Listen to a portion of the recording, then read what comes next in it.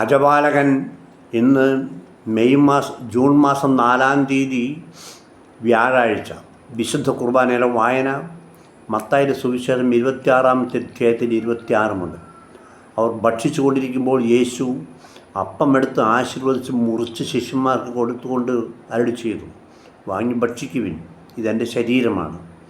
അനന്തരം പാനപാത്രമെടുത്ത് കൃതജ്ഞതാ സ്തോത്രം ചെയ്ത് അവർക്ക് കൊടുത്തുകൊണ്ട് പറഞ്ഞു, നിങ്ങളെല്ലാവരും ഇതിൽ നിന്ന് പാനം ചെയ്യുവിൻ. ഇത് പാപമോചനത്തിനായി അനേകർക്ക് വേണ്ടി ചിന്തപ്പെടുന്നതും ഉടമ്പടിയുടേതുമായ എൻ്റെ രക്തമാണ്.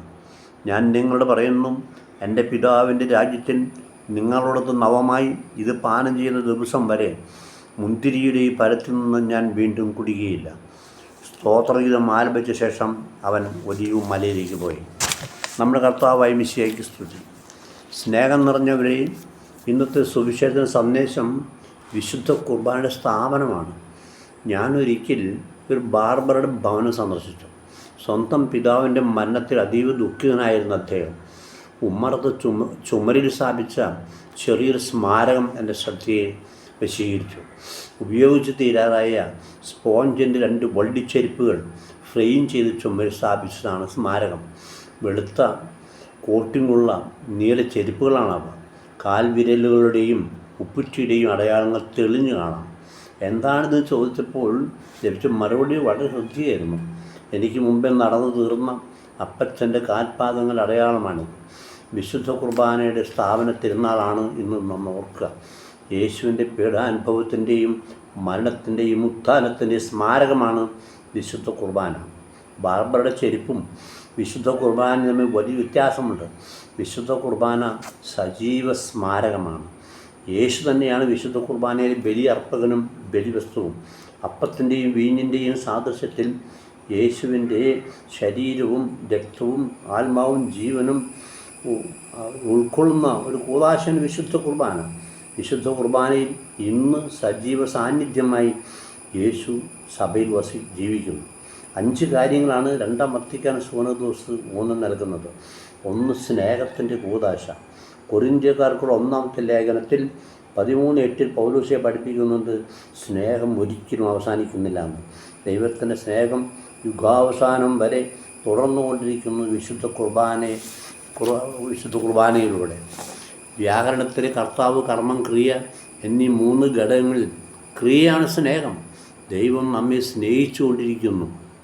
നമ്മൾ ദൈവത്തെ സ്നേഹിക്കണമെന്നും പരസ്പരം സ്നേഹിച്ചുകൊണ്ട് സ്നേഹം സജീവമാക്കണമെന്നും വിശുദ്ധ കുർബാന നമ്മെ അനുസ്മരിക്കുന്നു. 2-ാം വത്തിക്കാൻ കൗൺസിൽ പഠിപ്പിക്കുന്ന 2-ാമത്തെ കാര്യം ഐക്യത്തിൻ്റെ അടയാളമെന്നാണ്.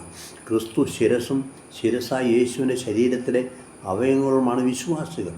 ഒരു ദൈവം, ഒരു വിശ്വാസം, ഒരു പ്രത്യാശ, ഒരു രക്ഷകൻ എന്ന ചിന്തകൾ നാം കൊണ്ടുവരാം. ഇടവകയിലെ ഓരോ വിശ്വാസികളെയും ഐക്യത്തിൻ്റെ ബന്ധിക്കുന്നത് വിശുദ്ധ കുർബാനയാണ്. സഭയിലെ ഐക്യത്തിൻ്റെ പ്രതീകമായിട്ട് വിശുദ്ധ കുർബാന നിലകൊള്ളുന്നു. മൂന്നാമത് ഉപവീര ധവളപത്രം. ഔദ്യോഗികമായ അംഗീകാരമാണ് ധവളപത്രം. ഭർത്താവും ഭാര്യയും തമ്മിലുള്ള സ്നേഹബന്ധം ഔദ്യോഗികമാണ്, അംഗീകരിച്ചാണ്. സഭയും വിശ്വാസം തമ്മിലുള്ള ബന്ധം മാമോദിസയുടെ ബന്ധിതമാണ്. രൂപതയും വൈദികനും തമ്മിലുള്ള ബന്ധം ഔദ്യോഗികമായി അംഗീകരിച്ചാണ്. പരസ്പരം അംഗീകരിച്ച് ഒരു ശരീരം എന്ന പോലെ ഒരു പ്രത്യേക ബന്ധം യേശുവും വിശ്വാസിയും തമ്മിലും സമൂഹമായിട്ടും ഉണ്ട് നമ്മൾ ഓർക്കുക. 4-ാമത്തെ പെസഹ വിരുന്ന്. യേശു ഭൂമിയിൽ നിന്ന് കടന്നു പോയപ്പോൾ യേശു ഒരുക്കിയ ഒരു വിരുന്നാണ് വിശുദ്ധ കുർബാന. യേശു തൻ്റെ ശരീരവും രക്തവും ആണ് തന്നെ സ്നേഹിക്കുന്നവർക്കായി തരുന്നത്. ഔദോശ്യമായി രക്തബന്ധമാണ്. ഓരോ കുർബാന പങ്കെടുക്കുമ്പോഴും കാൽവരിയിലെ രക്തബലിയെ അനുസ്മരിച്ചുകൊണ്ട് യേശുവിലുള്ള വിശ്വാസം പ്രഖ്യാപിക്കുകയും യേശു കൽപ്പിച്ചതുപോലെ ജീവിക്കാമെന്ന് വിശ്വാസത്തെ നമ്മൾ നവീകരിക്കുകയും ചെയ്യുന്നു. 5-ാമത്തേത് ഭാവി മഹത്വത്തിൻ്റെ അച്ചാരം. എന്നിൽ വിശ്വസിക്കുന്നവൻ നിത്യം ജീവിക്കുമെന്ന് യേശുവിൻ്റെ വാക്കുകളാണ്. അച്ചാരം എന്നാണ് പറയാം. ഓരോ ബലിയിൽ പങ്കെടുക്കുമ്പോഴും യേശു വാഗ്ദാനം ചെയ്ത അച്ചാരത്തെ നമ്മൾ സ്ഥിരീകരിച്ചു കൊണ്ടിരിക്കുന്നു എന്ന് മനസ്സിലാക്കുക.